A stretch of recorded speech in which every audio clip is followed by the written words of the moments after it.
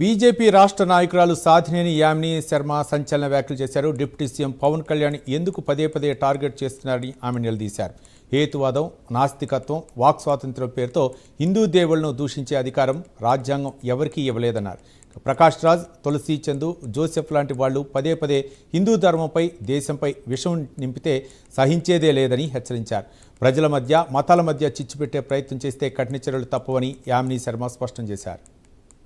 Walk స్వాతంత్రం పేరుతో, భావ ప్రకటన స్వేచ్ఛ పేరుతో, నాస్తికత్వం పేరుతో, హేతువాదం పేరుతో హిందూ దేవతలని, దేవుళ్ళని, రాముల వారిని, సీతమ్మ వారి దగ్గర నుంచి అందరినీ దుర్భాషలాడుతూ చాలా అత్యంత నీచంగా మాట్లాడే హక్కు రాజ్యాంగంలో ఎక్కడ కల్పించబడింది?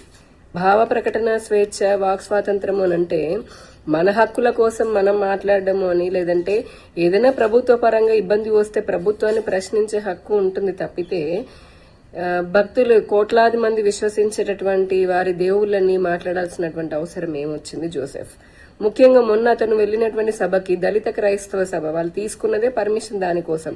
అసలు ఈ దళిత క్రైస్తవ అనేది న్యాయస్థానం కూడా అటువంటి పదం లేదు. ఉంటే దళితులు ఉంటారు లేదా క్రైస్తవులు ఉంటారు అని చెప్పింది. అంటే రాజ్యాంగ పరంగా కానీ ప్రభుత్వ పరంగా అటువంటి అధికారికంగా పదం అయితే లేదు. అందులో ఏం మాట్లాడుకోవాలి అని అంటే గనక వాళ్ళకి ఏదైనా ఉంటే సమస్యలు మాట్లాడుకోవాలి, లేదా వాళ్ళ భవిష్యత్ ప్రణాళిక గురించి మాట్లాడుకోవాలి.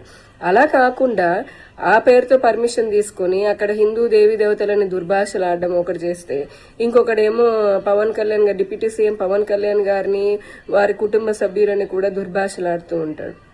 ఇంకొకటి వచ్చి కూటమి ప్రభుత్వాన్ని ప్రశ్నిస్తూ ఉంటాడు. వీరందరికీ ఒక ఫ్యాషన్ అయిపోయింది. అసలు డిప్యూటీ సీఎం మన పవన్ కళ్యాణ్ గారు ఆయన సనాతన ధర్మం గురించి అని మాట్లాడు